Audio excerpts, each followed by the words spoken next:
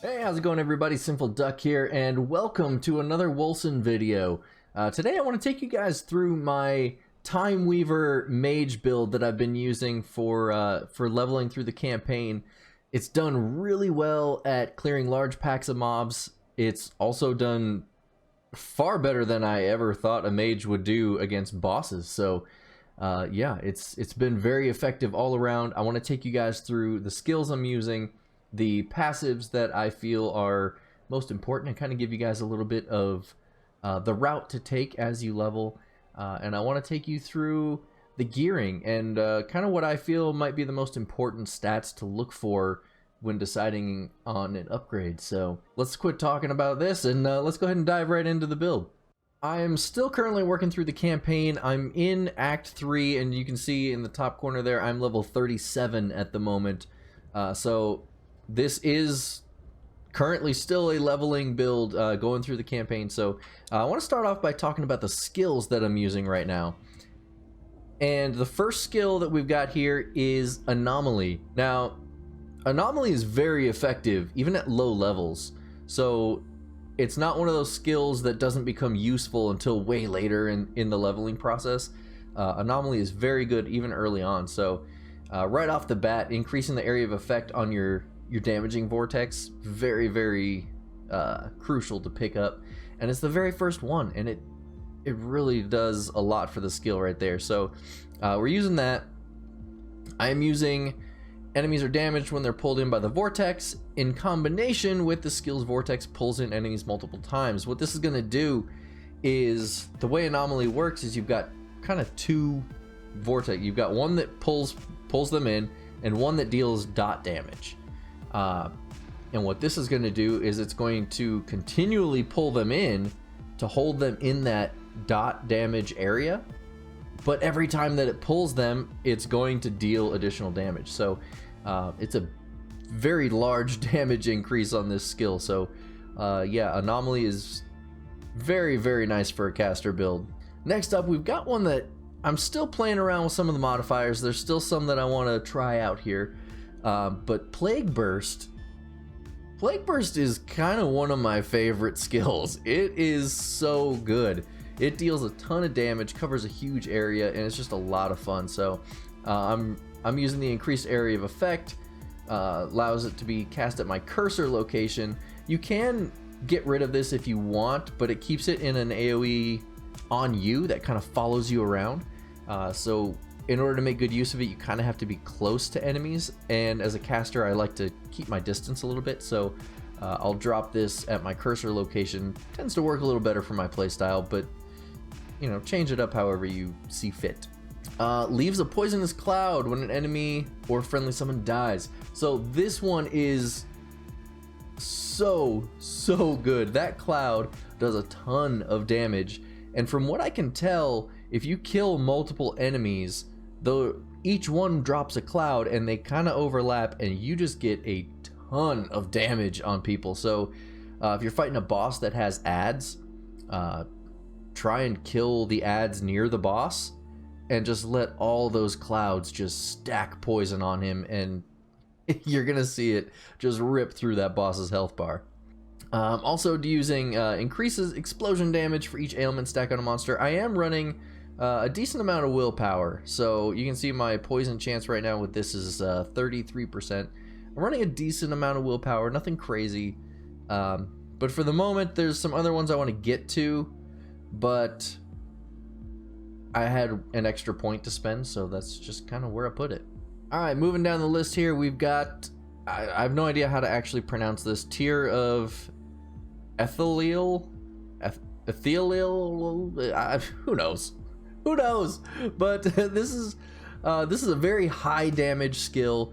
But I will say this is definitely one of the skills that kind of comes into its prime later in the leveling process. So you definitely want to have it on your bar. It's good if you get guys stuck in your vortex. Just drop it on the vortex, and you're gonna do some massive damage. But once you unlock this modifier right here, alters the skill to deal damage over time. So you lose average damage, which honestly I don't really mind on this skill, because the dot damage is still so high that it's fine. I plan to grab some of these nodes like this one to increase the damage, so we'll kind of get some of that back, but for the moment I just don't have enough points because I want this damage over time, which also makes it instant. So I'll show you that here. It starts right away. There's no delay like there is with the non-damage over time version. So I'm running that. I'm running increased damage, just a little 1-pointer there for 10% damage, and increases the AoE by 1 meter, which doesn't sound like a lot, but it really is. I mean, look at the difference here. Look at that nice little circle there. And then I'll show you with the area the difference here. 1 meter doesn't sound like a lot, but that covers a good amount more area. So I really like the increased area of effect, but if you're just dropping it on top of your anomaly, you can use this. You don't have to. So again, move the points around where you want. I'm just kind of showing you what I'm using at the moment. We're using Lightbringer as our movement skill. As a mobility skill, it's very nice because it's got a short cooldown. You could use Aether Jump and have no cooldown after a while. You got to level quite a bit for that. But I like this one for a couple reasons. You can use it as an escape, or you can charge it up and use it to jump into a fight, even as a caster. Use it to jump into a fight and it does massive damage. Because I am a caster, I am going mostly force shield on this build, so this will actually give me additional force shield for each enemy hit when I land. This increases the charging speed, so if I do want to charge up to the full amount and go in for some heavy damage, I can get there a little bit faster. But this is the very important one right here. Leaves an area of effect that damages enemies when you land. So if you want to do, you can still hit them without this. You'll still deal damage, but this will leave a nice area that does some pretty significant dot damage. We've got this one here, increased chance to inflict ailments.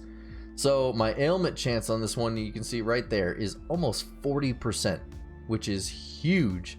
And that's very good, especially as a nice little glass cannon caster, because weakness will reduce the amount of damage that the enemy can deal. So this is very nice to have because you're effectively buffing your survivability with weakness. So very important to jump in and get those weakness stacks if you can. And finally, our last skill here, Annihilation. This is kind of our boss skill. You can use it on mobs just fine, but I like using this on bosses.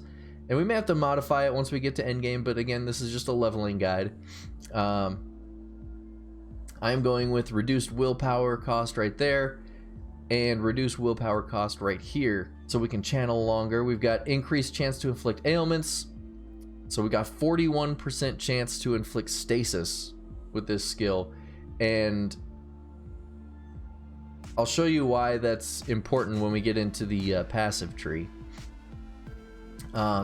Increases toxic and aether damage for yourself and allies caught in the beam. This is a really cool node because as soon as you start casting, you gain a buff that increases aether damage, and it's not just for this skill. So you'll see if I cast here, I get this buff. Extra damage is dealt as aether. So if you look at my average damage on the skill here, it is 476. And then once you cast and you have that extra damage as aether, instead of 476, now we're at 570. We gain a good chunk of average damage on that. So I really like that, and it's good whether you're solo or in a group, because if you're in a group, just pass your beam over a teammate and they're gonna get that extra damage, the extra aether damage. And if you take the node here that converts it to toxic damage, then obviously this will give you bonus toxic damage rather than aether. I'm also going with increased crit damage, which you can see right here, 30% there. So yeah, that's all the skills. So let me know down in the comments if you have any questions about the skills. You know, if you have suggestions on how to improve modifiers for this, let me know. All right, so now I want to jump into the passive tree here and kind of show you what I've got here at level 37 and show you a little bit of the progression path that I would recommend for doing this. Now, the progression path could change depending on what gear you find and when, but yeah, let me show you here. So this is our passive tree for level 37. This is what I'm using here, and I'll show you kind of the important nodes real quick. We've got Life Leech, affects force shield instead of health. Very, very useful there. As well as damage over time is dealt to your force shield. Those two together improve your survivability in a sorcerer geared build by a ton. It's so good to have both of those. I've also got the extra willpower right there, so that's increasing our time that we can cast and everything.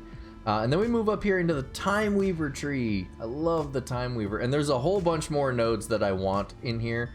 We'll do an updated build guide later on once I'm closer to level 90.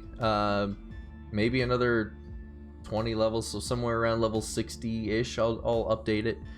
But for right now, we're going into the TimeWeaver tree, and we're going up to which time cannot heal. So this is why I was saying that the stasis chance was so important, is because when you hit enemies who have stasis on them, who are affected by stasis, they take 100% of your damage again after a short delay.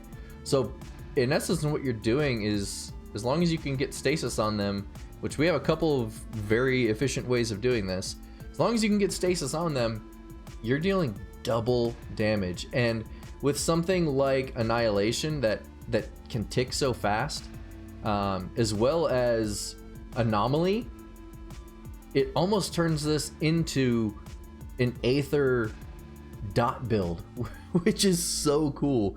You can deal so much damage with this, and there's, like I said, there's other nodes that I want to pick up to pair with this, but this has been so strong, and it helps just melt through bosses when you're dealing double damage with every skill.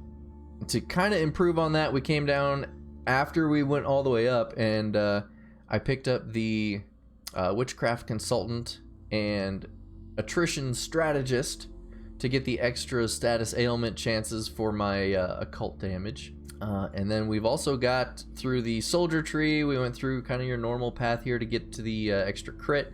And then I came over this way, and on my next level here, level 38, I'll be picking up Immortal Offering. Yeah, that is the passive tree.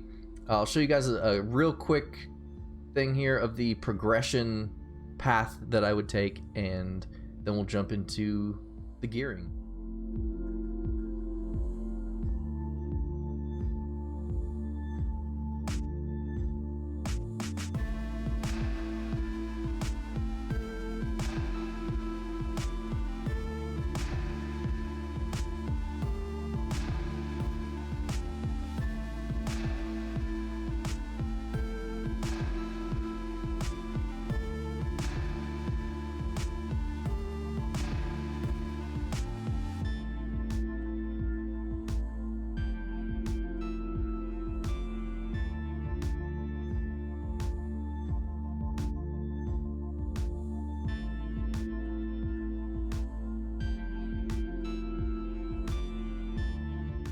Alright, so here is my gear, and you can see there's nothing special about it. It's pretty much all yellow. I did get this catalytic strap from a quest reward, so it's something you're going to be able to get your hands on as well. It'll probably have random rolls on it, but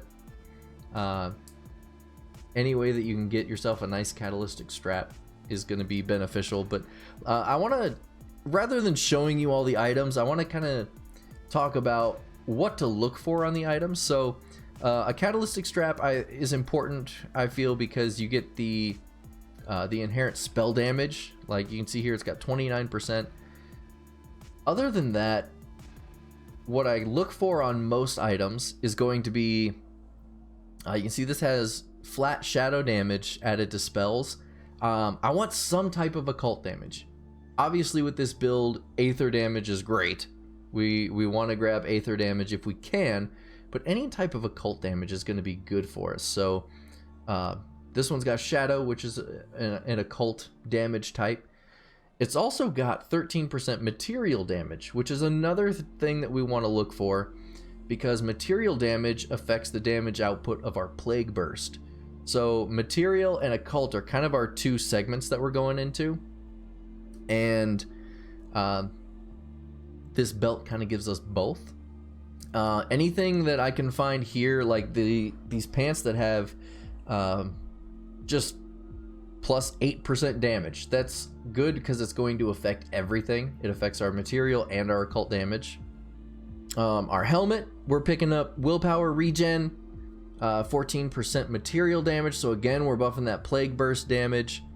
You probably noticed I'm using a unique staff, and that's the Chronocell. I got lucky, and when I was in one of the little secondary areas, the little glowing gold doorways that you can go into, when I was in one of those, this happened to pop out of a chest for me. So this was a really lucky drop, because this fits super well with the Aether damage type that I was going for. So it adds flat Aether damage to spells, it gives us percent Aether damage, it gives us wisdom, which helps with our ailment stacks, and the best part of all is that, especially against a boss, you get 2 stasis stacks every time you attack.